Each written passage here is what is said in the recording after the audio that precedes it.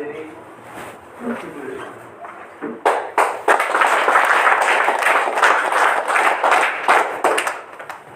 টিএনসিতে এসেছে আপনাদের মধ্যে একেবারে এই সাধারণ পরিবারের সাধারণ ছেলে। আমার বাবা সরকারি চাকরি করতেন, তো ওই সুবাদে ঢাকা, চিটাগাং, খুলনা, রাজশাহী বিভিন্ন ডিস্ট্রিক্টে সৌভাগ্য হয়েছে। পড়াশোনা করেছি চিটাগাংয়ে এবং বিভিন্ন একটা পথে আমার প্রফেশন ছিল। প্রফেশনাল জীবনে আমি একজন লয়ার ছিলাম। তো এখানে অনেকেই বিল্ডের সাথে কাজ করেছেন, এটা কতটা ভালো মানুষ এটা আপনারা জানেন, রাইট কিনা? কারো যদি বিল্ডের সাথে কাজ করার অভিজ্ঞতা থাকে তাহলে নিশ্চয়ই জানেন আসলে বিল্ডের সাথে কাজ করা খুব কঠিন। প্রথম একটা প্ল্যাটফর্ম যদিও আমি বেছে নিয়েছিলাম, কিন্তু আমি দীর্ঘদিন সেখানে থাকি নাই, কারণ আমার স্বপ্ন ছিল একটু ভিন্ন। আমার কথা কি বুঝতে পারছেন? যদি কেউ না বুঝেন আমাকে একটু বলবেন যে আমি আসলে কথা বুঝতে পারছি না, আর একটু বলেন। তো আমার স্বপ্ন ছিল একটু ভিন্ন। আজকে আমরা যে বিষয়টা নিয়ে আসলে আলোচনা করছি, অনেকের হয়তো মোবাইল এখনো ভাইব্রেশন হয় নাই বা সাইলেন্ট হয় নাই। আমরা হয়তো মাঝে মাঝেই ভুল করে ফেলি, তো ভুল করে যেন আর ভুল না করে একটু দেখে নেন। হ্যাঁ, কারণ একজন মানুষের সমস্যার কারণে হাতে 50 জনের ক্ষতি হতে আমরা নিশ্চয়ই চাই না। তাই যে কথা বলছিলাম, এখানে অনেকে আছেন আমার চেয়ে অনেক সিনিয়র, অনেকে আছেন আমার সমবয়সী, অনেকে আছেন জুনিয়র। যদি আপনি অন্য যে কোনো জায়গায় স্যাক্রিফাইস করে এখানে এসে বসে থাকেন, তাইলে অবশ্যই আপনি এই প্রোগ্রাম বা এই জায়গাটাকে গুরুত্ব দিয়েছেন, তাই কিনা? গুরুত্ব দিয়েছেন বলেই আজকে হয়তো কারো জমিতে ধান ছিল, কারো বাড়িতে কাজ ছিল, কারো অফিস ছিল, কারো অন্য কোনো জরুরি প্রোগ্রাম ছিল। এই কাজগুলোকে আমরা স্যাক্রিফাইস করেছি এই প্রোগ্রামটাকে আমরা একটু ভ্যালু দেওয়ার রাইট। যেহেতু এখানে চলে এসেছি, অলরেডি সময় দিয়ে ফেলেছি, আরো সময় দিচ্ছি, তাইলে এখান থেকে আমার উচিত যে আসলে আমি কি নিয়ে যেতে পারি, কিছু একটা তো নিতে হবে আমাকে, যেহেতু সময় আমার এখানে বিনিয়োগ হচ্ছে। মনে রাখবেন, পৃথিবীর কেউ গতকালকে পরিবর্তন করতে পারবে না। গতকাল যেটা চলে গেছে আমরা কি ওইটাতে কোনো পরিবর্তন আনতে পারবো? পারবো না। এই জন্য দেখবেন সবসময় যারা একটু মেধাবী মানুষ তারা বলে যে একটা ছবি আঁকতে কখনো কলম দিয়ে ছবি আঁকা যায় না। ছবি আঁকতে কি দিয়ে ছবি আঁকতে হয়? পেন্সিল দিয়ে। কেন? বারবার যেন মুছতে পারে। যেই ছবিতে যত বেশি মোছা হয় ওই ছবিটা তত বেশি ভ্যালুয়েবল হয়। যেই কাজে মানুষের যত বেশি ভুল হয় ওই কাজটা তত পারফেক্ট হয়। আমি কি বুঝাইতে পারছি? আপনাদেরকে যে বিষয়টা আমি শেয়ার করব, আমারও এরকম একটা স্বপ্ন ছিল, কিন্তু আমি ভুল করে চলে গেছি কোথায়? কোর্টে চলে গেছি। সেখানে গিয়ে দেখলাম আমার স্বপ্নের সাথে আসলে আমার কাজের একটা মিল। তো যেহেতু স্বপ্নের সাথে কাজের মিল নাই, সেখানে স্বপ্ন বাস্তবায়ন সম্ভব না। আমার বিশ্বাস এখানে যারা বসে আছেন প্রত্যেকেরই জীবনে কোনো না কোনো স্বপ্ন আছে। কি আছে না? আছে। আমরা কখনো কখনো স্বপ্ন দেখি এরকম যে আমার একটা মোটরসাইকেল হবে, আমার একটা মোটরসাইকেল হবে। একটু খেয়াল করে দেখেন, স্বপ্নের সাথে বয়সের একটা চমৎকার মিল থাকতে পারে। এখন আপনি যদি মনে করেন আপনার বাচ্চাটা হাঁটবে, কত বছর বয়সে হাঁটবে? বাচ্চারা 10 মাস বয়স থেকে 12 মাস বয়সের ভিতরে হাঁটতে হয়। এই বাচ্চাটা 12 মাসের ভিতরে হাঁটবে না, দ্রুত তাকে হসপিটাল বা ডাক্তারের কাছে নিতে হয়। কেন সে হাঁটতেছে না? তার মানে সাফিসিয়েন্ট তার বডিতে পর্যাপ্ত শারীরিক সক্ষমতা হচ্ছে না, তার খাবার দাবার হচ্ছে না, তার রুটিন ওয়ার্ক হচ্ছে না, তার এক্সারসাইজ হচ্ছে না, তার ক্যালসিয়াম সাফিসিয়েন্ট নাই। তাহলে দেখেন, আপনি জানেন যে 12 মাসের ভিতরে যদি একটা বাচ্চা না হাঁটে, ওই বাচ্চাকে যদি আপনি 5 বছর পরে হাঁটান, তাহলে আপনি কিন্তু আপনার স্বপ্নের জায়গায় নেই। আছেন? নাই। এখন আমার একটা হুন্ডা হবে, এটা একটা ছেলে স্বপ্ন দেখে 18 থেকে 20 বছর বয়সে। আমার যদি একটা হুন্ডা থাকে, এখন 18 থেকে 20 বছর বয়সে যারা হুন্ডা চালায় তারা একদম নিজের টাকায় হুন্ডা চালায় না, তারা সবাই বাবার টাকায় হুন্ডা চালায়। রাইট কিনা? Right. আর এই যে এই গ্রামগঞ্জে প্রচুর দামি দামি গুন্ডা পোলাপান ঘুম ভাঙ করে চলে যায় না, Yes. যে কোনো একজনকে দাঁড় করায় বলবেন যে বাবা এই যে গুন্ডাটা চালাইতেছো এটা কার টাকা কিনা? সে বলবে হয় মামার গুন্ডা, নাহলে বাবার টাকা কিনা, নাহলে ভাই বিদেশ ছিল, নাহলে কেউ আমেরিকা থেকে পাঠাইছে টাকা, কারো না কারো বিদেশি অর্জিত টাকা সে চালাচ্ছে। কিন্তু তাকে গিয়ে জিজ্ঞেস করেন যে এই টাকা যে তুমি চালাচ্ছ এই টাকা তো তার না। কিন্তু এরকম একজন মানুষকে আপনি খুঁজে বের করেন যে তার নিজের টাকায় 2 লাখ টাকা দিয়ে একটা হুন্ডা কিনছে, কিন্তু বয়স 20। আমার বিশ্বাস আপনি খুঁজে বের করতে পারবেন না। আপনি পারবেন না, আপনি পারবেন না, এটা আমি আপনাকে গ্যারান্টি দিচ্ছি আপনি পারবেন না।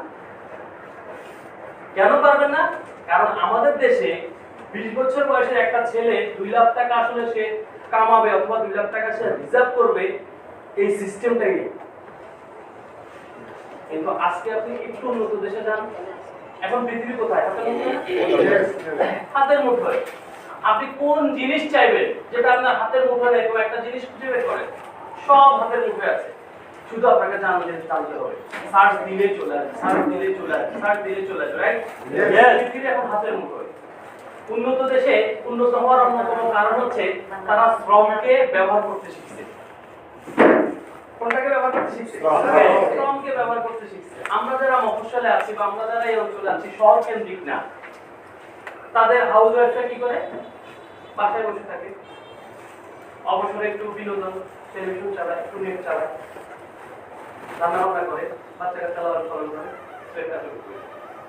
কিন্তু আপনি একটু ঢাকার দিকে যান, হাউস ওয়াইফরা অনলাইনে বসে বসে অর্ডার নেয়। কিসের অর্ডার নেয়? কেউ ইলিশ মাছ কিভাবে ওই যে সর্ষে ইলিশ রান্না করতে হয়, কিভাবে চিকেন ফ্রাই করতে হয়, এই বিভিন্ন ধরনের অর্ডার নেয়। এবং এক একজন গৃহিণীর মাসে যে 10টা অর্ডার দিলে তারা 8-10 টাকা আর্ন করে। তাহলে এই যে সে শ্রমটি কি বসায় রাখছে না কাজ করছে, অপরচুনিটি গেইন করছে। তো এই কথা বলার অর্থ হচ্ছে একটু যদি দেশের বাইরে যাই, কানাডা বা একটু উন্নত দেশে যাই, সেই দেশে 18 বছর পর্যন্ত সরকার একটা বাচ্চাকে লালন পালনের দায়িত্ব অথবা মা বাবাকে দিছে। বলছে 18 বছর পর্যন্ত এই বাচ্চার সমস্ত ভরণ পোষণ বাবা মা বিয়ে করবে। কিন্তু 18 বছরের পরে আর ওই বাচ্চার জন্য 1 টাকা গভর্নমেন্ট কিংবা বাবা মা পে করবে না। বাচ্চা তো বিপদে, বাচ্চা কি বিপদে?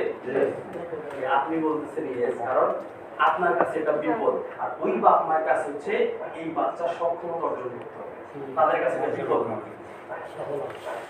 আপনার কাছে বিপদ, কারণ আপনি সেই প্রাগৈতিহাসিক কাল থেকে আপনার দাদার আমল থেকে দেখে আসছেন যতক্ষণ পর্যন্ত ছেলে বিয়ে শাদী না করছে ততক্ষণ পর্যন্ত সে বাবার বলে খায়। ঠিক কিনা? আমাদের হচ্ছে যে 18 বছর পর্যন্ত তাকে লালন পালন করছি, আবার সে ডিসিশন মেকার হয়েছে। কি মেকার হয়েছে? ডিসিশন মেকার হয়েছে। সে তার জীবনে সব ডিসিশন নিতে পারবে। আর আমরা এই ডিসিশন মেকিং এর সবচেয়ে ইম্পর্টেন্ট হিসেবে ধরি সে বিয়ের সাথে ডিসিশন নিতে পারবে। আমাদের দেশে ডিসিশন মেকার মানে সে বিয়ের ডিসিশন নিতে পারবে। 18 বছর হয়ে গেছে, রাইট কিনা? আর উন্নত দেশে হচ্ছে সে এখন ডিসিশন মেকার, সে আসলে কোন কাজটা তার জীবনে আর্ন করার জন্য ডিসাইড করবে এই ডিসিশন সে নিতে হবে। এখন তাদের লেখাপড়া 18 বছর মানে তাদের ও লেভেল শেষ, আমাদের দেশে এইচএসসি শেষ, রাইট? এখন সে কোথায় উঠবে? অনার্সে। অনার্সে পড়াশোনা করবে না? অনার্সে পড়াশোনা করতে হলে কোনো বাবা বলে দেয় না বাবা তুই এই সাবজেক্টটা পড়, কোনো বাবা বলে দেয় না। তার যেই সাবজেক্ট চয়েস তুমি সেই সাবজেক্টেই যাও, ডিসিশন মেক করো তুমি জীবনে কি হতে চাও। বিষয়টা কি ক্লিয়ার? यस। তো এখন ওদের দেশে হয় কি 18 বছরের পরে সমস্ত ছেলেকে ছেড়ে দেয়, তুমি আর্ন করো, তুমি আর্ন করো। এখন ওরা এরকম 2-3 বছর আর্ন করার পরে ওদের কাছে যথেষ্ট কি আছে? ইকোনমিক্যাল একটা সলভেন্সি আছে। ওরা চাইলে এরকম 2 লাখ 2.5 লাখ টাকা দিয়ে একটা হুন্ডা কিনতে পারে। এই যে আমি এতক্ষণ যে বিষয়টা আপনাদেরকে বোঝাচ্ছিলাম যে বাংলাদেশের প্রেক্ষাপটে এরকম 18-20 বছরের কোনো সন্তান নিজের টাকায় আর্ন করে না বলে, নিজের টাকায় হুন্ডা কিনে না বলে সে বুঝে না আসলে হোয়াট ইজ মানি, টাকা আসলে কি জিনিস। সে বুঝে না। গতকালকে একটা আর্টিকেল পড়ছিলাম, সেখানে একটা লোক বলছিল আমি বিয়ের আগ পর্যন্ত বুঝি নাই বাবাদের কেন মাংসের জায়গায় আলু প্রিয়। বাবারা কেন মাংসের জায়গায় মাংস রান্না করে যে আলু সেটা বাবাদের কেন প্রিয়, এটা আমি বিয়ের আগ পর্যন্ত বুঝি নাই। বিয়ের পরে যখন আমার সন্তান বেছে বেছে মাংসগুলো খেয়ে ফেলছিল, তখন আমি বুঝছি যে বাবাদের কেন আলু প্রিয়। এখানে যে বাবারা আছেন, সবার কিন্তু আলু প্রিয়, আমারও কিন্তু আলু প্রিয়। কারণ আমি যখন ছোট ছিলাম তখন আমার বাবার পাতের মাংসগুলো আমি খেয়ে ফেলছিলাম। বাবা আমার মাংস খাওয়া দেখে বলছিল আমার মাংস একদম পছন্দের না, আমার আলুটাই বেশি ভালো লাগে। আমিও বুঝছি আমার সন্তান যখন আমার পাতের মাংসগুলো খেয়ে ফেলে, তখন আমি বুঝছি আমার বাবা সেই কথা কেন বলছিল যে আলু তার প্রিয়। কি বিষয়টা আসলে সত্য না? আপনি কোনোদিন এই কথা বলতে পারবেন এই তুমি আমার মাংস খায় না, এটা বলতে পারবেন না? মানে আপনার ভিতরে চিন্তা হচ্ছে থাক না, সন্তানটা 2 পিস মাংসই তো খাইলো, আমি এক বেলা 2 পিস মাংস কম খেলে কি হবে, আলুই তো আমার কাছে ভালো লাগে, সন্তানের সামনে বলতেছে। তো আমি আপনাদেরকে বুঝাচ্ছি আপনার হাতে যেটা আছে সেটা নাম হচ্ছে টাইম। পৃথিবীর সবচেয়ে দামি জিনিস হচ্ছে সময়। সবচেয়ে দামি জিনিস কি? সময়। এটাকে আপনি কোনোভাবেই আটকাতে পারছেন না। সময় চলে যাচ্ছে মানে আপনার জীবনের সবচেয়ে গুরুত্বপূর্ণ জিনিস চলে যাচ্ছে। টাকা রিটার্ন করা যাবে, অন্য কিছু রিটার্ন করা যাবে, কিন্তু সময় এই গুরুত্বপূর্ণ সময়ে যদি আমাদের দেশে 18 বছর তদুর্ধ্ব ছেলেরা নিজের সময়টাকে কোন জায়গায় ইউটিলাইজ করবে, ব্যবহার করবে, সেটা যদি তারা বুঝতো, তাহলে তাদের প্রত্যেকের জীবনে দেখা স্বপ্নগুলো বাস্তবায়ন হয়ে যেত। এখন আপনি আপনার বেলা চিন্তা করেন, আপনাকে কি কেউ কখনো এরকম অতীতে ডেকে এনে এরকম সহজভাবে কি বুঝেছিল যে আপনার হাতে পৃথিবীর সবচেয়ে দামি জিনিস আছে? আপনাকে কেউ বুঝাই নাই। টিএনসি হচ্ছে একমাত্র কোম্পানি সারা ওয়ার্ল্ডে যে আপনাকে বুঝাচ্ছে যে আপনার কাছে যেটা আছে এটা খুবই গুরুত্বপূর্ণ, খুবই ইম্পর্টেন্ট, খুবই ভ্যালুয়েবল।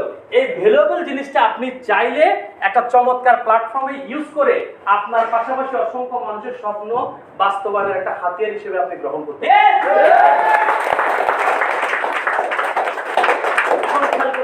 আমরা যে কাজগুলো করি ওই কাজের একটা সাইড আছে, কিন্তু অনেকগুলো সাইড নেই।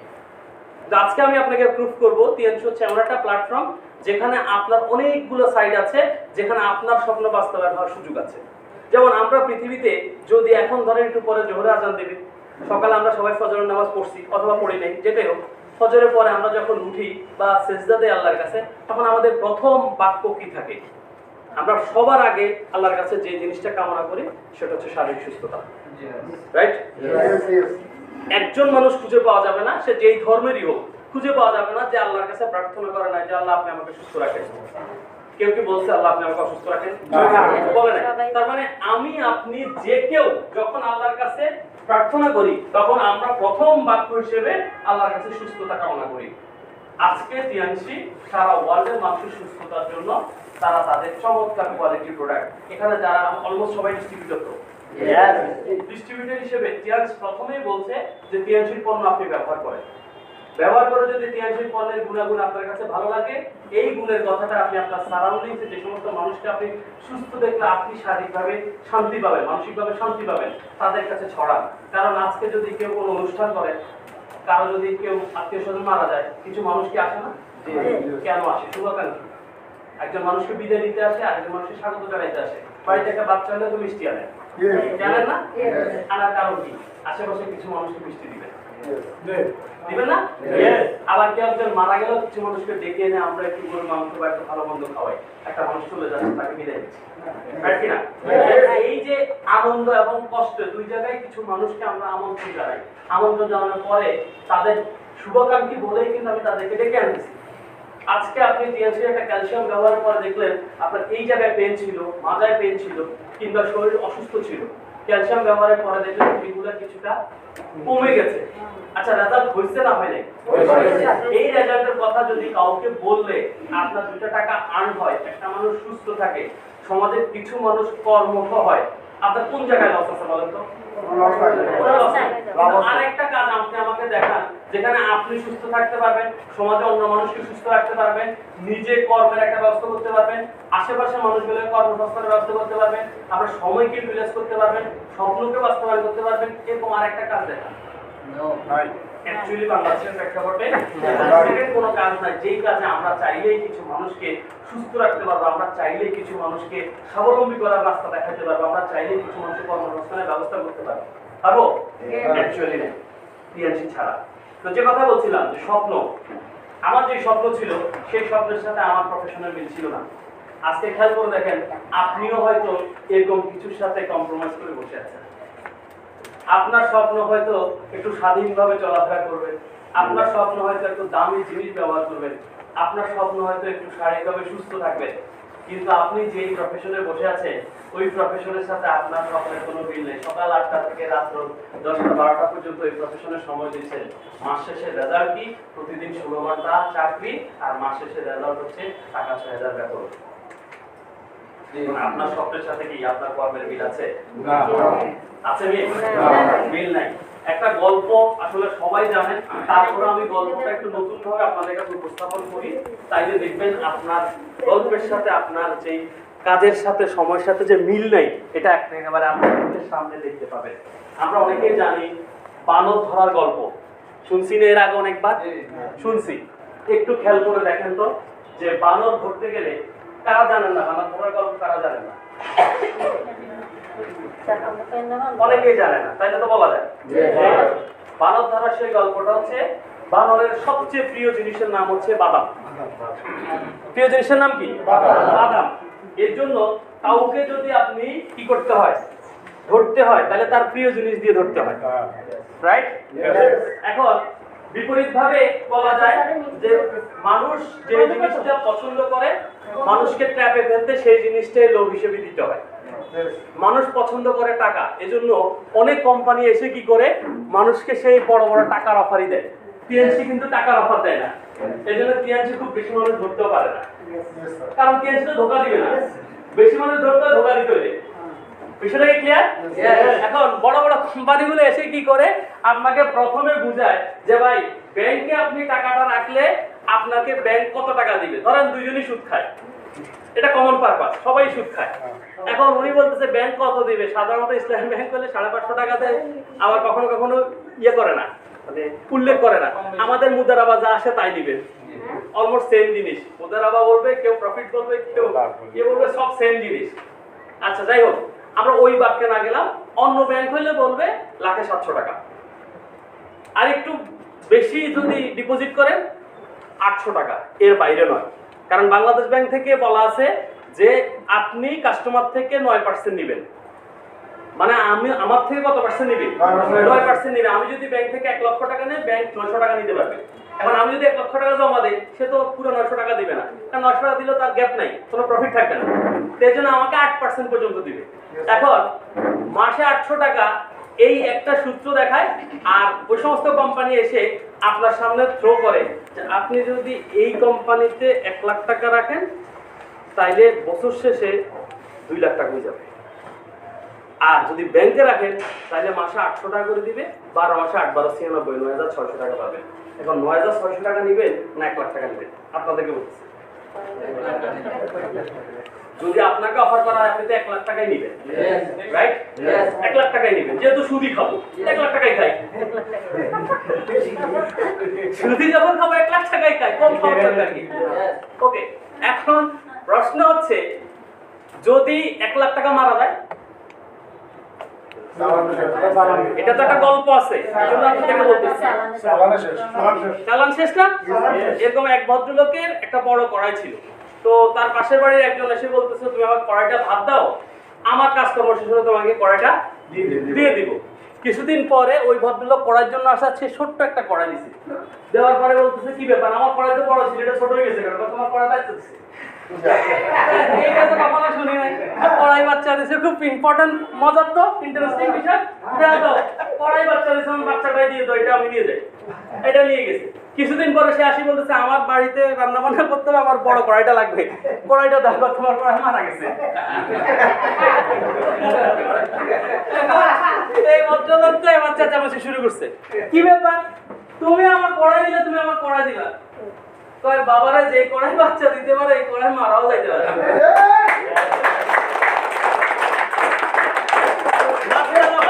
তখন তো আর এটা জিজ্ঞেস করলে না, ফ্রি পাইলে আপনি গেলা। এখন যখন মারা গেছে বলছি, তখন তোমার মূল জিনিস চলে আসছে। এখন আসলে এরকম যেই লাখ টাকা আপনাকে লাখ টাকা দিতে পারবে, সেই লাখ টাকা চলেও যেতে পারবে, এটা আপনাকে মাথায় রাখতে হবে।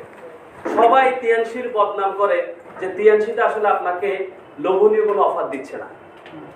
আপনাকে এরকম করার মতো ছোট বাচ্চা দিয়ে আপনার পুরোটা নিয়ে যাবে এরকম কোনো থিঙ্কিং টিএনসিতে নাই। টিএনসির মূল বেসমেন্ট হচ্ছে একটা দেশের সুস্থ থাকার সংস্কৃতি। সারা পৃথিবীতে 135 ধরনের চিকিৎসা পদ্ধতি আছে, তার ভিতরে 3টা থেকে 4টা আমরা জানি। আমরা বাংলাদেশের মানুষ বড় রোগ 3-4টা জানি। সেই 3-4টা কি? একটা হচ্ছে এলোপ্যাথিক, মাথা ব্যথা হয়েছে প্যারাসিটামল খাও, হ্যাঁ, অমুক অসুখ হয়েছে ডাক্তারের কাছে যাও, এই সমস্যা, এটা হচ্ছে এলোপ্যাথিক। এরপরে ছোটখাটো সমস্যা হোমিওপ্যাথিক। এরপরে পোলাপাইনের পেট ব্যথা, মনে হয় জিনের আসর করছে, হুজুরের কাছে গেছে পানি পড়া দিছে।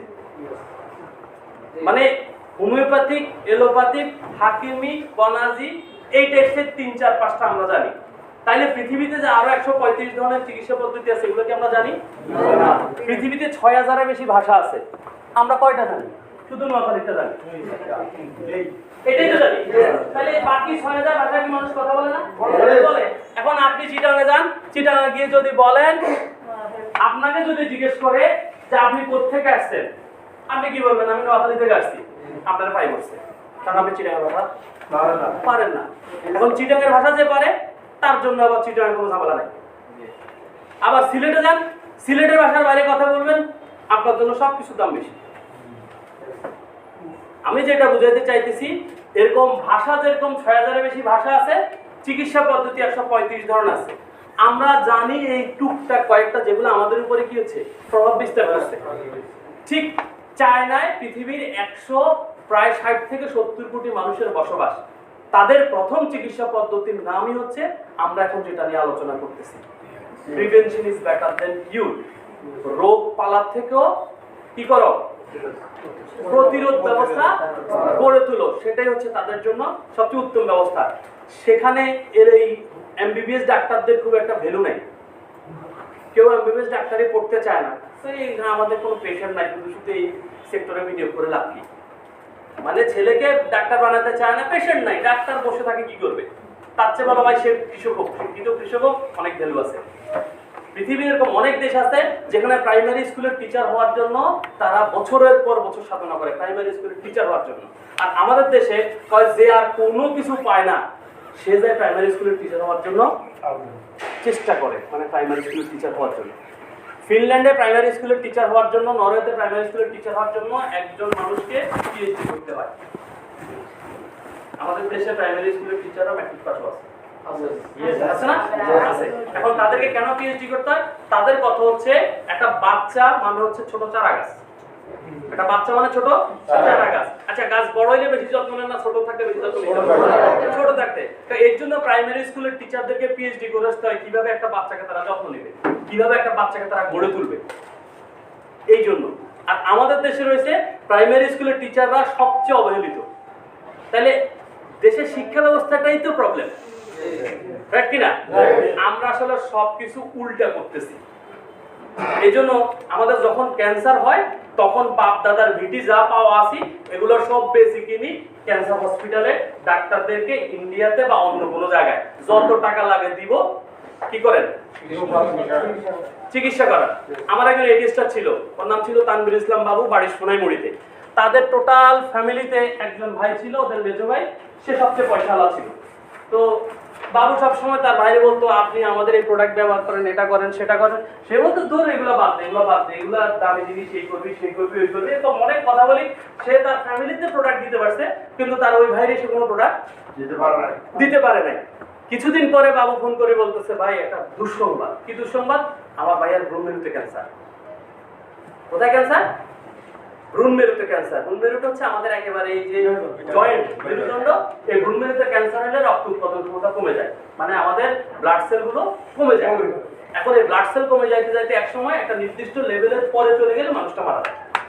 এখন ইন্ডিয়াতে যাওয়ার পরে বলছে 6 মাস টাটা হসপিটালে থাকলে উনি বেঁচে থাকার সম্ভাবনা আছে, বাট যাওয়ার আগে 80 লাখ টাকা নিয়ে যেতে হবে। কত লাখ টাকা নিয়ে যেতে হবে? 80 লক্ষ টাকা নিয়ে যেতে হবে। এখন এই তানভীর ভাইয়ের ভাইরা, তার বাবারা, তারা সবাই মিলে তার যে অ্যাসেট ছিল, এখন দেখবেন যখন আপনার কোনো একটা অ্যাসেট বিক্রি করতে যান তখন আশেপাশের মানুষ মনে হয় পাই বসে, যেটার দাম 2 লাখ টাকা সেটা কিন্তু 50,000 টাকা মূল্য শুরু করে। তারা এরকম কম দামে ফ্ল্যাট ট্যাট এটা সেটা বিক্রি করে 80 লাখ টাকা ম্যানেজ করে টাটা হসপিটালে গেছে। একটানা 4 মাস টাটা হসপিটালে ছিল। 4 মাস পরে ডাক্তারে বলতেছে সরি আমরা দুঃখিত, ওনাকে বাঁচানো যাবে না। তাহলে আমার 80 লাখ টাকা এগুলো তো খরচ হয়ে গেছে। আমি যে 80 লাখ টাকা দিলাম এগুলো তো খরচ হয়ে গেছে। এগুলো 4 মাস অলরেডি শেষ। আপনার তাকে দেশে নিয়ে যান। তারা দেশে আনছে, দেশে আনে এখানে ডেল্টা হসপিটালে ভর্তি করেছে, 15 দিন পরে উনি মারা গেছে। তাইলে ক্যান্সার হচ্ছে এমন একটা রোগ যার কোনো অ্যান্সার নাই, যে মরেও যায় মেরেও যায়। দেখেন উনি যদি সে প্রথম দিন ক্যান্সার ধরার পরে মারা যায় তাহলে 80 লাখ টাকা তো বেঁচে গেছিল, কিন্তু ওনার ক্যান্সার ধরার পরে 6 মাস যে বেঁচে ছিল ওই 6 মাসে কিন্তু পুরো ফ্যামিলিটাকে মারি গেছে।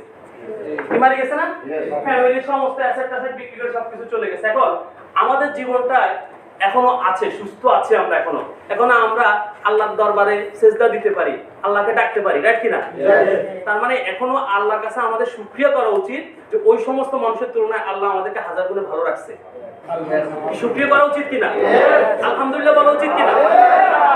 তাহলে ওই মুহূর্তে বাবুর ভাইয়ের কাছে কিন্তু তিয়ানশির প্রোডাক্টের অফার গেছিল যে আপনি এই পণ্যটা ব্যবহার করেন, অ্যাট লিস্ট বিপদ থেকে কিছুটা হইলো আপনি কি থাকবেন, রক্ষা করার মালিক আল্লাহ। কিন্তু এই প্রোডাক্ট যে ভালো এটা তো আমরা জানি, এটা তো আমরা এনশিওর করছি, আমরা নিজেরা ব্যবহার করছি। গত 17 বছর 18 বছরে বাংলাদেশের মানুষ টিএনসি প্রোডাক্ট ব্যবহার করার পরে দুইটা কথা আসছে। প্রথম কথা হচ্ছে কিছু মানুষ বলে ভাই টিএনসি প্রোডাক্টে কোনো সন্দেহ নাই, টিএনসি প্রোডাক্ট খুবই ভালো, এই একটা কথা। আর একটা কথা হচ্ছে আমরা আসলে একটু গরিব দেশ তো, সামর্থ্য একটু কম তো, এই জন্য টিএনসি প্রোডাক্ট আমাদের জন্য একটু দাম বেশি। আমি আবার ওই সমস্ত মানুষকে প্রুফ করছি যে আমরা আসলে অপদার্থ, এই জন্য দাম বেশি বলছি। আমরা যদি পদার্থের ভিতরে থাকতাম তাহলে আমরা এই কথা বলতাম না। আপনি এখান থেকে বাইরে দেখেন প্রতি বছর বাংলাদেশে 70,000 কোটি টাকা সিগারেট সেল হয়। এই বাজেটে সিগারেটের দাম বাড়ছে, এই বাজেটে সিগারেটের দাম বাড়ছে। আগে যেখানে একটা বেনসন বিক্রি হতো 17 টাকা, এখন সেই বেনসনের দাম 20 টাকা। 17 টাকার বেনসন কয় টাকা হবে? 20 টাকা। ওই যে 60 টাকা বা 8 টাকা ছিল একটা নেভি, সেটা হবে এখন 12 টাকা। এখন আমি আপনাকে আসলে যেটা বলতেছি, 70,000 কোটি টাকার সিগারেট বিক্রি হয়, সেইখানে ওষুধ বিক্রি হয় মাত্র 8,000 কোটি টাকা।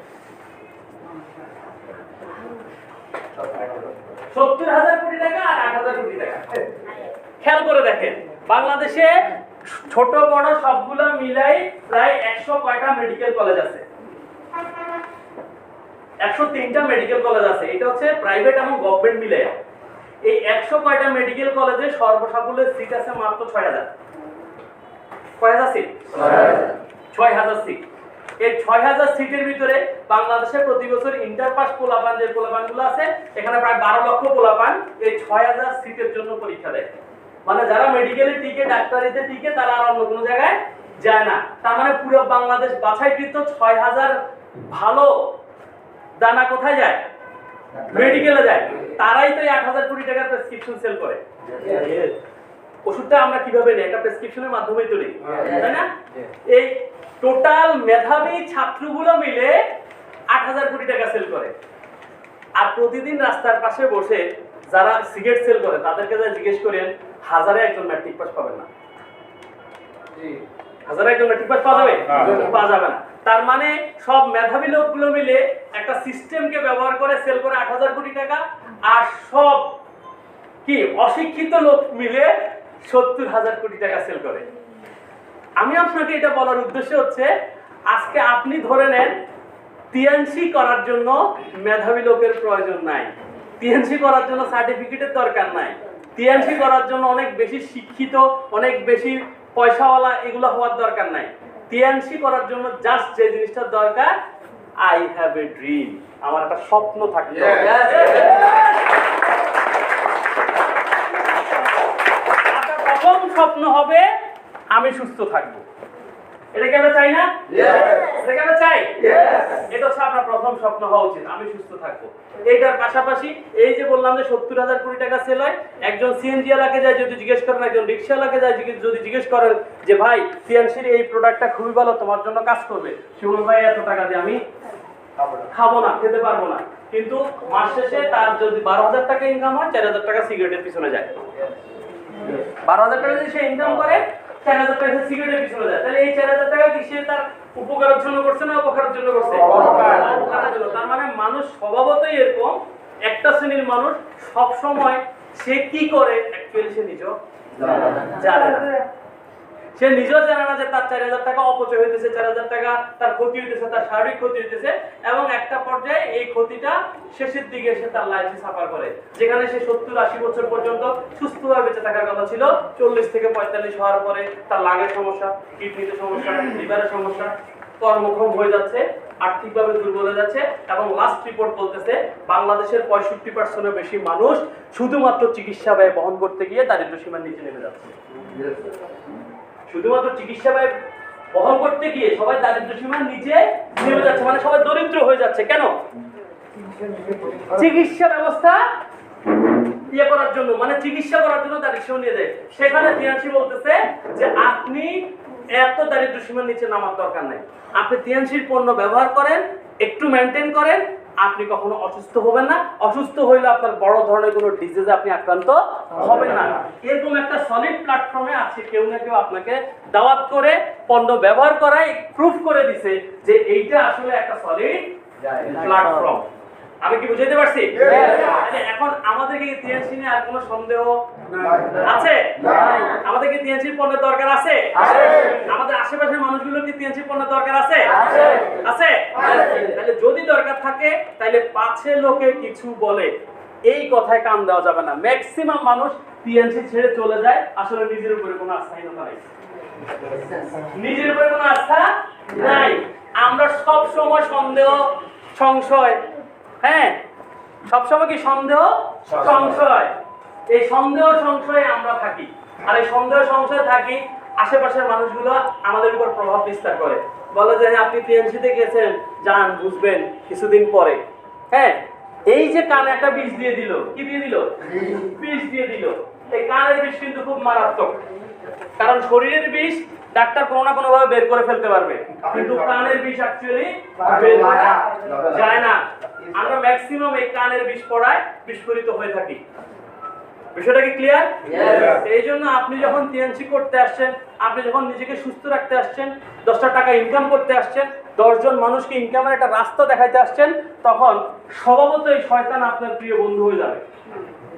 শয়তান আপনার সবচেয়ে কাছের বন্ধু হয়ে যাবে। সে এসে বলবে, হ্যাঁ কাদের ভাই আপনিও কি এই ফাঁদে পড়ছেন? ইউনুস ভাই আপনি আর কাজ পাইলেন না? বিভিন্ন ধরনের কথাবার্তা, হ্যাঁ এরকম বিভিন্ন ধরনের কথাবার্তা। শুধু যে আপনাকে বলছি বিষয়টা এরকমও না, আমরা কিন্তু সেই একই কি একই নাওয়ের মাঝি, রাইট কি না? তুমি কত ভালো ছিলা, কোর্টে গেছিলা, কিল্লে শুধু শুধু এই কাম করতে গেলা, আজকে কোর্টে থাকলে তোমার কত নাম ধাম হইতে, কত কিছু আমি না জানি আমার আমলনামায় কি লিখছে। তুমি কি জানে? আমি না জানি আমার আমলনামায় কি লিখবে। এখন যে জানে তার আমলনামায় কি লিখবে, সে যদি নিজ থেকে তার প্ল্যাটফর্মটা চেঞ্জ করে, তাইলে ভাই অন্যের কি? বিষয়টা কি ক্লিয়ার? এর জন্য আমি আপনাকে উদ্যত আহ্বান জানাচ্ছি যে আপনি টিএনসিতে আসছেন, মানে আপনার জীবনে একটা সঠিক ডিসিশন নিয়ে আসছেন। এখন যেটা দরকার সেটা হচ্ছে সততার সহিত আপনাকে এগিয়ে নিয়ে যাওয়া। এই টিএনসিতে হাজার হাজার মানুষ এসছে, হাজার হাজার মানুষ চলেও গেছে। এখন যারা এসছে তারা কিন্তু আমাদের মতোই সাধারণ পরিবারের মানুষ, যারা চলে গেছে তারাও সাধারণ পরিবারের মানুষ, রাইট কিনা? যারা থেকে গেছে তাদের সাথে তাদের পার্থক্য হচ্ছে, আমি আপনাকে স্বপ্ন দেখিয়েছি, আমি আপনাকে রাস্তা দেখিয়েছি, আর আমি নিজেই আপনার দেখানো রাস্তায় আপনাকে কাছ থেকে টাকা পয়সা এগুলা লুট করে নিয়ে চলে গেছি। তাহলে আপনি কি আমার এই পথে হাঁটবেন? না, প্রশ্নই আসে না। অতীতে অসংখ্য কোম্পানি এরকম আসছে, আসার পরে আমার মতো সাইফের রাব্বি অসংখ্য আছে দেশে, আছে না? আছে। এসে আপনাকে সুন্দর মতো টেবিলে বসে কাগজে কলমে বুঝিয়েছে 1 লাখ টাকা দিবেন, 3 লাখ টাকা পাবেন। এটা ছিল লোভনীয় অফার। সেই অফারে বাংলাদেশের লক্ষ লক্ষ পরিবার ধ্বংস হয়ে গেছে। এই লাস্ট কিছুদিন আগের রিপোর্ট, বাংলাদেশে এই যে ইভেলি নাম তো শুনছেন, ইভেলি ইওরেন্স শুনছেন না? এই ইভেলি ইওরেন্সের মতো কোম্পানিগুলো সাইনবোর্ড ব্যবহার করছে কার? মাশরাফি বিন মুর্তজা। বাংলাদেশে কে? ক্রিকেট খেলোয়াড়। আমরা মাশরাফি বিন মুর্তজা বা আরো যারা আছে, সোলাইমান সুখন, এরকম আরো যারা বড় বড় সেলিব্রিটি আছে, তাদেরকে দেখে আমরা বলছি না এই কোম্পানি যাবে না। আরে ইভেলি তো বাংলাদেশের ক্রিকেটকে স্পন্সর করছে, তাহলে এই কোম্পানি কখনো যাবে না। আপনি বাড়ির পাশে কি করতেছেন, ওই যে হুন্ডার শোরুমে 1.5 লাখ টাকা দিয়ে হুন্ডা পাচ্ছেন, এখন টাকা দিচ্ছেন কোম্পানির সাথে সাথে আপনাকে হুন্ডা দিয়ে দিচ্ছে, হুন্ডা চালায় বাড়িতে চলে গেছে, কোনো রিস্ক আছে? কেন রিস্ক নেই বলুন তো? দিচ্ছেন টাকা, টাকার বিনিময়ে আবার সমপরিমাণ প্রোডাক্ট পেয়ে গেছেন, রাইট? এর জন্য আপনি নাকে তেল দিয়ে ঘুমান, নো টেনশন। কিন্তু ইভেলি বা ইয়ারান্স বলছে যে ভাই আপনাকে হুন্ডা দেওয়া হবে মাত্র 80,000 টাকা, যেটা 1.5 লাখ টাকা ছিল। কত টাকা দেওয়া হবে? 80,000 টাকা। আচ্ছা, লোভের পরিমাণ বেশি না কম ছিল? বেশি ছিল। বাইরে আব্বার থেকে 1.5 লাখ নিমু আর 80,000 টাকা দিয়ে হুন্ডা কিনবো, বাকি 70,000 পুরোটাই তো লাভ। লাভে লাভ নাকি? আচ্ছা, ওই 70,000 টাকা দিয়ে আবার বিয়েও করে দিতে পারি, পরে এক কাজে 2 কাজ হয়ে যাবে। ম্যাক্সিমাম ইয়াং ছেলে পেলে, ম্যাক্সিমাম আমি বলবো 90%-এরও বেশি, আমার জানা মতো অন্তত 30 জন আছে, সবাই ভিতরে ভিতরে চুপ, কেউ কথা বলে না, মালটানি চলে আসে, আসলে না ধরেন লাফালাফিটা দেখবেন। নাম ভাঙলাম না, লক্ষ্মীপুরে একজন বড় মোবাইলের বিজনেসম্যান, ওনার টোটাল বিজনেসে 90 লাখ টাকা ছিল, আমাদেরই পরিচিত, 90 লাখ টাকা ছিল। তো উনি যেহেতু মোবাইলের বিজনেস করে, ইভেলিতে দেখবেন ওনার লক্ষ্মীপুরে যতগুলো শোরুম আছে ওনার কাছ থেকে মোবাইল নিয়ে বিক্রি করে, স্যামসাং, আইফোন টাইফোন এগুলো যারা। তো ইভেলিতে স্যামসাং ওই যে একটা দাম সেট আছে না 1 লক্ষ টাকার উপরে, এ সিরিজের একটা স্যামসাং সেট আছে 1 লক্ষ টাকার উপরে দাম, যেটা ওই যে পানির নিচে 1 ঘন্টা ফেলে রাখলো পানি ঢুকে না।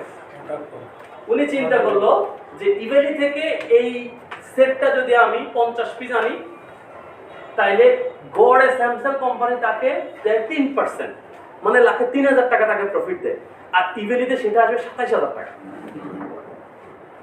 লাখ টাকা কি কম না বেশি? বেশি। উনি প্রথমবার 14 লাখ টাকা মারছে, মাল চলে আসছে। এবার কি লোক বাড়ছে না কমছে? পরবার 42 লাখ মারছে, এবার আসে নাই। প্রথমবার 14 লাখ মারছে, এই জন্য ওনার পারিবারিক সমস্যা শুরু হয়েছে, কারণ ওনার 60 লাখ টাকা তার ভাইয়ের বাড়ি মর্টগেজ দেওয়া টাকা ছিল, তার আপন ভাইয়ের, বড় ভাইয়ের বাড়ি মর্টগেজ দেওয়া টাকা ছিল। তাইলে লোভে পাপ, পাপে কি ছিল? দাঁড়ে গেছে কিনা? কাছাকাছি। কিন্তু এখন কিছুদিন পরে দেখবেন এরকম দেনার দায় উনি আত্মহত্যা করছে, কারণ আর রিকভারের কোনো সুযোগ নেই, কারণ আর এরকম কোনো কোম্পানি এখন বলে না যে এটা মারলে এটা হবে, এটা মারলে এটা হবে, সব ব্লক। এই ইভেলির মালিক রাসেল সাহেব ঢাকা ব্যাংকে চাকরি করত, সে চাকরি ছেড়ে দিয়ে সে এই অফার দিয়ে বাংলাদেশে মোটামুটি 4-5 বছরে 12,000 কোটি টাকা নিয়ে গেছে। কার টাকা? আমাদের টাকাই তো। হয়তো আমি দিছি না, আমার স্বাস্থ্য ভাই দিছে না, আমার জাটা ভাই দিছে, এরকমই তো। এরকম লক্ষ্মীপুরে অন্তত 500 মানুষ, আমার জানা মতো 500 মানুষ, কেউ কাউকে বলে না, সবাই কি করে চুপচাপ, মালটা আসলে তারপর বলবে, মালটা আসলে বলবে, ভিতরে ভিতরে। এখন যখন চলে গেছে, কেউ ভাই আমার তো 1.5 লাখ, কেউ আমার 2 লাখ, কেউ আমার 5 লাখ, আরো 42 লাখ, আরো কত বেশি। ইয়ারেন্স সেম কাজ করছে, দালাল প্লাস সেম কাজ করছে। এরকম বাংলাদেশে 10টা কোম্পানি বাংলাদেশ থেকে প্রায় 50,000 কোটি টাকা নিয়ে গেছে। এই 50,000 কোটি টাকার নিচে একটা ক্ষত হয়েছে না, ঘা হয়েছে না?